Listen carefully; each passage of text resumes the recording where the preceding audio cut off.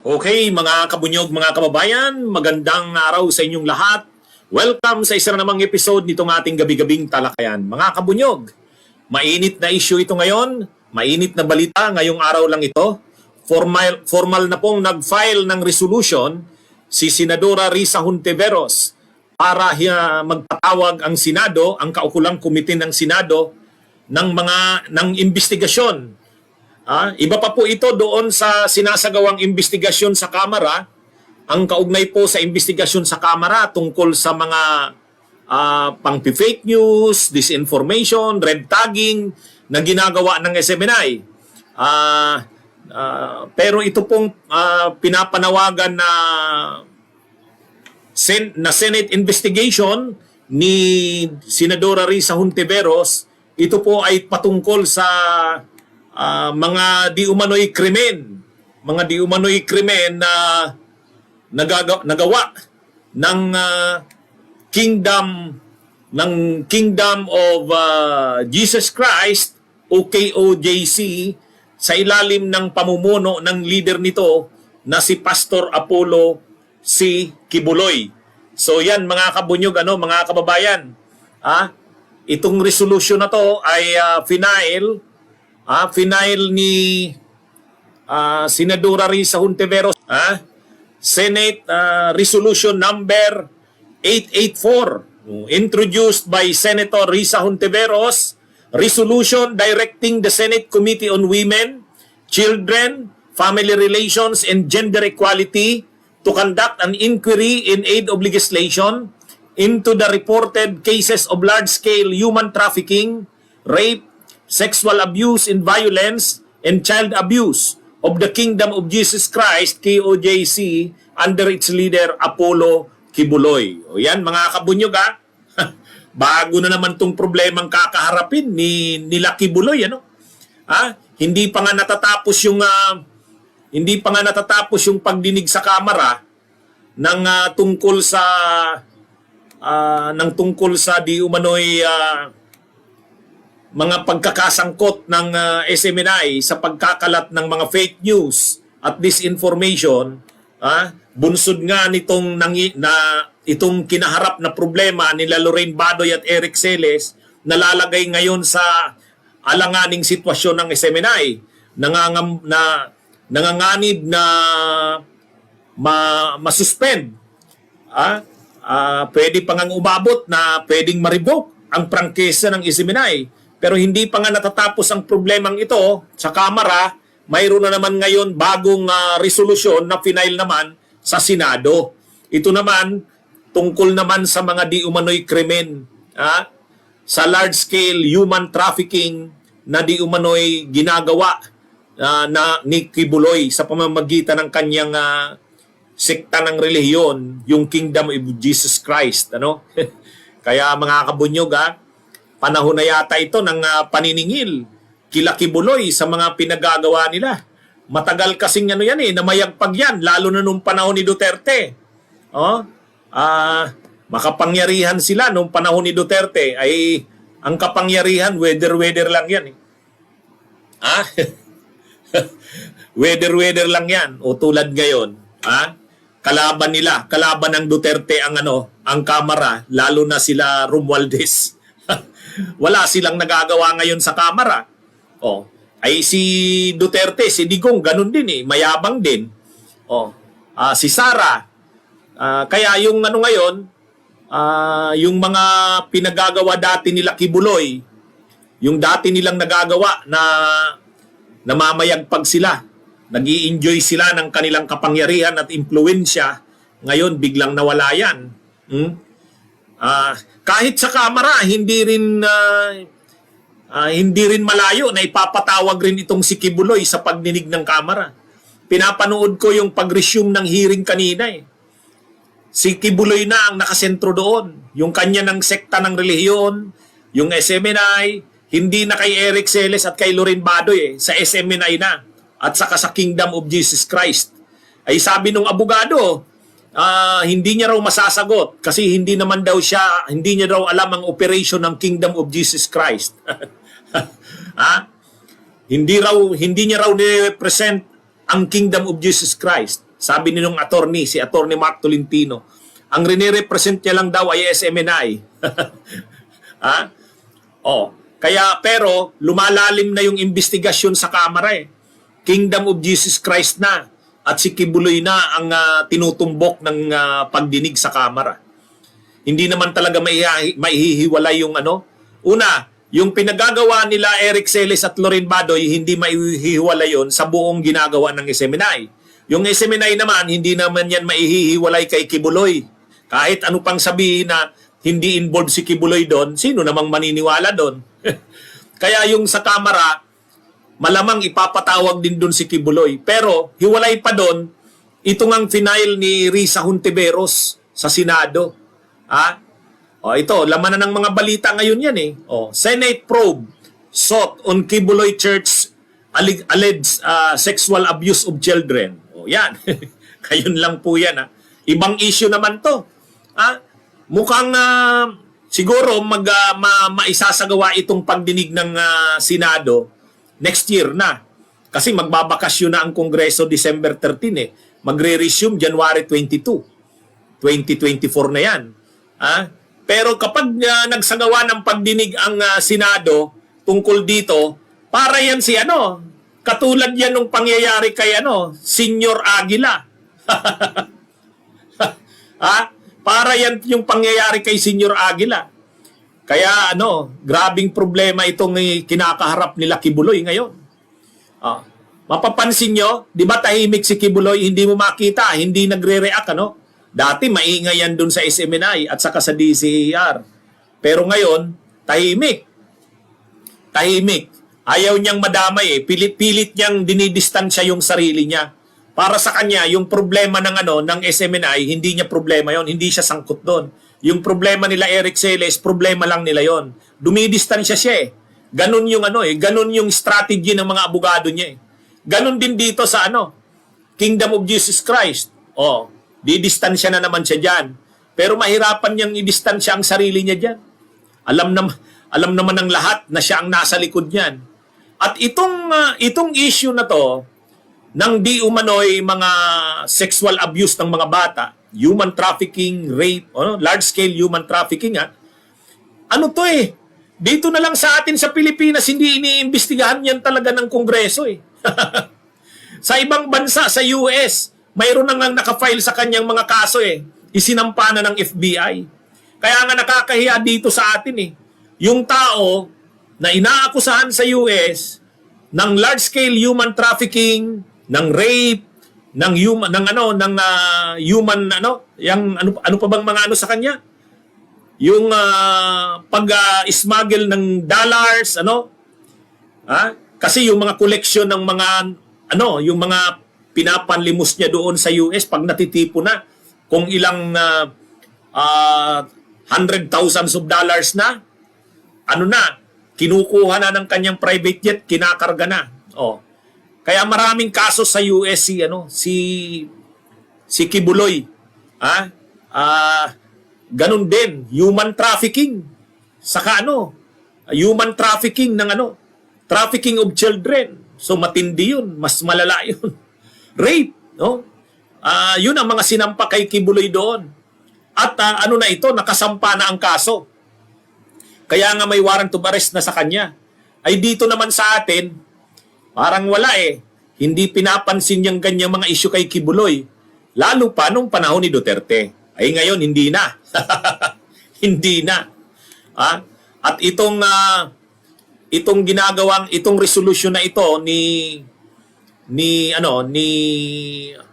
Risa Hontiveros ay magmatindi ito. Kung paanong nakita ng buong Pilipinas at ng mundo. Yun palang issue nung Senior Aguila, yung J. Renz Kilario ba yun? O matindi ang modus niya, Ay dito, kapag ginawa itong investigasyon ng Senado tungkol kay Kibuloy na hindi na ito tungkol sa SMNI, tungkol na sa mga large-scale human trafficking at iba pang kaso.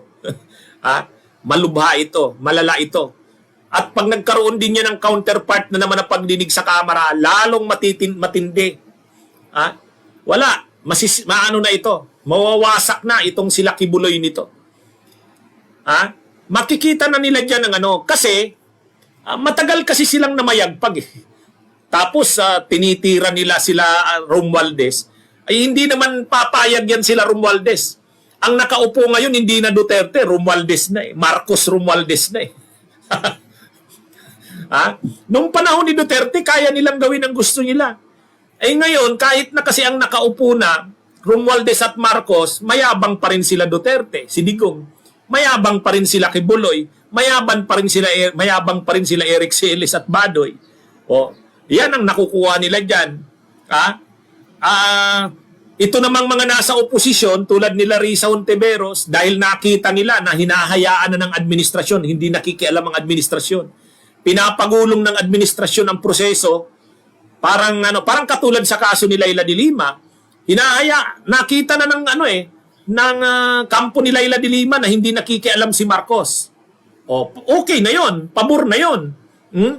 At dito rin sa Kamara, nakita rin ng Makabayan Black. Nakita rin ng Makabayan Black na mukhang sila Romualdez ay hahayaan kung ano man ang investigasyon tungkol sa confidential funds ni Sara, tungkol sa SMNI, o kaya ayan, gumugulong na. Sa Senado naman ngayon, nagpa-file naman si Risa Hontiveros. Mga kampo ni Duterte ang dito ngayon, ang pinupukusan itong nakaraang mga araw at saka sa darating na mga buwan. Ano bang mga resolutions ang nakapending? Confidential funds ni Sara, SMNI, ICC. Lahat yan tungkol kay Duterte, kay Sara, kay Kibuloy, di ba? Yan. Kaya na to? Ito na yung panahon ng paniningil sa kanila. Kaya kahit pa anong gawin na dumidistansya, si Kibuloy, si Celes nga sa Badoy nung simula sa Kongreso, maano pa eh. Mayabang pa. Sabi ng ay pag hindi ka tumigil, isasite ka namin in contempt. Ay, mayabang si Celes. Sabi ni Celes, di cite nyo ako in contempt. Then, so be it. Ganon yung sabi niya. Si Badoy naman, ano naman ang speech si Badoy? Travesty daw. Nakakahiya na daw ang Senado ngayon. Ay nakakahiya na daw ang Congress ngayon, ang Kamara. Dahil daw sa kanyang love of country, yun daw ang nakukuha niya. Ayun, nilikturahan siya nila Akop at ni Abante. Don't lecture us on on love of country. You have no monopoly of the love of country. Ayun. Tapos ngayon, ang latest kay Celes, ni-reveal na yung source niya. I-reveal mo rin lang naman pala. Ang dami mo pang yabang eh. Kung ano-ano pang mga ini-invoke, kung ano-ano pang mga ini-invoke ni Eric Celes sa Badoy, mga freedom of the press. Wala namang kakagat ng mga freedom of the press nila. Freedom of expression. Di ba? Wala naman yun eh. Kaya ngayon, so anong nangyari? Na nakarating na yata kay Eric Celes na posible silang mamasko doon sa loob ng detention cell ng Kamara. Ay magbe-break na ang Kamara sa December 13 o 11 na ngayon. Tapos magre-resume January 22. Ang tagal nun, 2024 na yon. Kaya nakiusap si Eric Celes.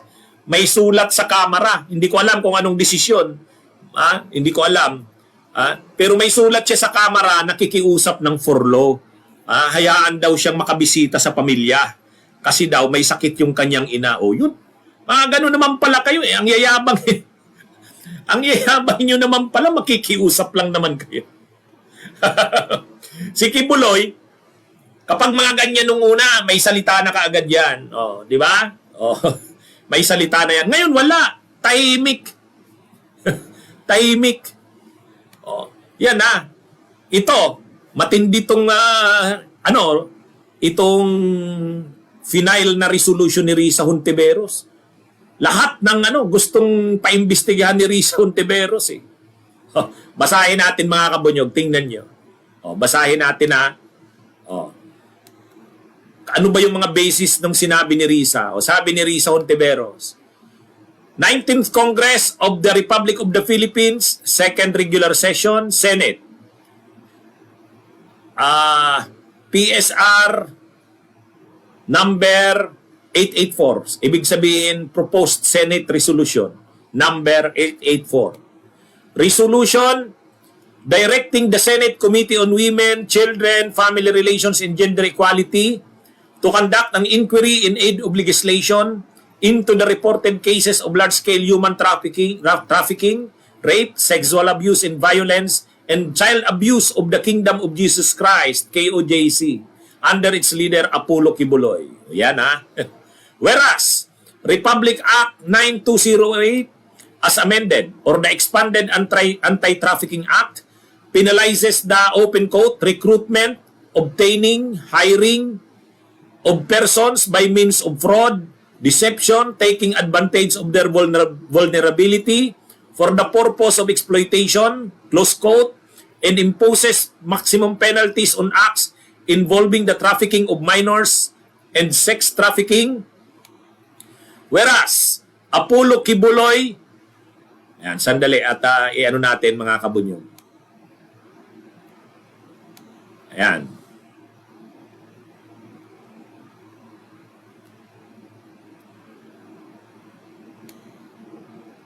Sandali. Yan. Whereas, Apollo Kibuloy, who styles himself as the appointed Son of God and the leader of the Kingdom of Jesus Christ, the name above every name, KOJC, allegedly demands strict obedience from his full-time followers through brainwashing, psychological manipulation, and constant threats of eternal damnation. Whereas, Kibuloy allegedly maintains a stable of women called open quote pastorals, close quote, who occupy a prestigious position in the organization because they are tasked to perform special personal tasks and errands for him. Whereas, according to informants, the pastorals are divided into the open quote inner circle and the open quote inner of the innermost circle, close quote, with the latter category being made to perform acts of sexual nature and the former category being made to perform other personal tasks such as washing his clothes, bathing him, cleaning his bedroom, and massaging him. Whereas some of these pastorals were still minors during the recruitment and during the period they were made to perform sexual services. Whereas, Apollo Kibuloy allegedly coerces the members of the organization, many of whom are minors, to perform exploitative acts such as begging in the streets and soliciting money from strangers. O yan ha. Ito. Yan. Whereas, according to informants, those who are not able to meet their quota of monies collected find themselves severely whipped or subjected to public humiliation. Whereas, a federal grand jury in California in 2021 indicted Kibuloy and other officials of KOJC for open quote conspiracy to engage in sex trafficking by force, fraud, and coercion, close quote. Whereas, considering that the crimes were committed within the territorial jurisdiction of the Philippines, and considering that the crimes are taking place even at present as Kibuloy remains free to run the operations of KOJC, it is imperative that an investigation be undertaken with dispatch. Whereas, an investigation in aid of legislation will also allow us to determine whether our updated human trafficking laws are able to cover large-scale and systemic acts of trafficking done under the cover of a religious organization. Now, therefore, be it resolved, as it is hereby resolved, to direct the Senate Committee on Women, Children, Family Relations, and Gender Equality to conduct an inquiry in aid of legislation into the reported cases of large-scale human trafficking, rape, sexual abuse, and violence, and child abuse of the Kingdom of Jesus Christ under its leader, Apollo Kibuloy. Adopted. Yan. Risa Hontiveros, Senator. Yan, matindi to mga kabunyog. ang daming mga inalleged dito. Ha? Ang daming mga inalleged dyan. Kaya matindi yan. Kung iisa-isahin yung mga allegations dyan, syempre, allegations yan. Kailangang mag-present yan ng mga ebidensya, mga testigo, mga resource person. Mahaba to. Mahaba ito kung yan ang magiging pagdinig. Kung mahaba yung kay Senior Aguila, mas mahaba ito. Ha? At hindi pwedeng hindi umattend dyan si Kibuloy. Siya ang subject ng inquiry. Ha? Oh, tama rin naman to eh. Ang purpose, tama yung purpose eh. Sabi ni Senadora Risa Hontiveros, ang ano na to, ang investigation na ito, kasi mayroon ng mayroon ng Human Trafficking Act tayo, Expanded Human Trafficking Act. Yung large-scale human trafficking, mayroon na dyan eh. Kaya lang, hindi doon nakadetalye yung yung human trafficking, large-scale human trafficking na ginagamit ang religious organization as a front. O yan. Kaya ito, tama lang na gawin itong investigation na ito. Mga kabunyog? O, talagang God works in mysterious ways. Ha? Ang nakikita natin ngayon, maganda po itong mga nangyayaring ito. Para lumabas talaga ang katotohanan. Para lumabas ang katotohanan ng lahat ng yan. Ayan. Siguro nakarating na ito kay Kibuloy. Kailangan paghandaan na nila yan. Paghandaan na nila yan. So kumakaharap yung SMNI ng problema, ito naman kumakaharap din ng problema si Kibuloy. Dito siya talaga mismo ang subject dito eh. Yung mga kasong ina-allege sa kanya. At magkukomplement ito kapag ang findings ng Senado dito o ng Kongreso ay talagang may mga ebidensya ng mga krimeng nagawa ni Kibuloy. Kapag nag-request ng extradition ang US sa Pilipinas, hindi pwedeng hindi aksyonan ng DOJ yan. Hindi pwedeng hindi aksyonan. Kasi kung lalabas diyan sa investigation na yan ng Senado, na marami nga talagang paglabag si Kibuloy, ibig sabihin yan, baka na mas dapat kahit wala pang request for extradition. I-extradite na siya. Pwede yan. Kasi kung may mapapatunayan dyan na talagang may mga ebidensya doon sa mga kasi yung mga binanggit doon sa resolution, yan din yung mga kasong kinakaharap ni Kibuloy sa US. Kung sa pagdinig ng Senado, marami doong makita na may mga ebidensya nga, may mga patunay, ay hindi pwedeng hindi siya i-turn over sa US authorities sa mga kaso na yun.